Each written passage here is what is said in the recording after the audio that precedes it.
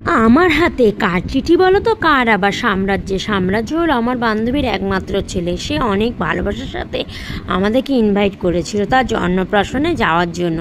তো আমরা সপরিবার মিলে চলে গেলাম তার অন্নপ্রাশনে এবং অনেক ফটো তুলে নিলাম। আর অনেক বছর পর বান্ধবীর সাথে সবার সাথে দেখা হয়েছে, আর খুব আনন্দ করে নিলাম, আর জমিয়ে ভুরিভোজ করে নিলাম।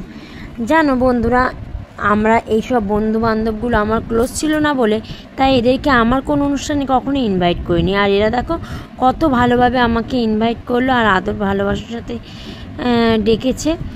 আর যেসব বান্ধবীরা সকাল বিকাল আমার বাড়িতে আসতো, খেতো, শুতো, বসতো, আমার বিয়ে থেকে আরম্ভ করে সমস্ত অনুষ্ঠানে ইনভাইট ছিল, তারা সামান্য আমার পাস্ট একটা রিজনের জন্য আমাকে পাত্তাও দেয়নি, কোনো দিন কোনো অনুষ্ঠানে ডাকেও নি।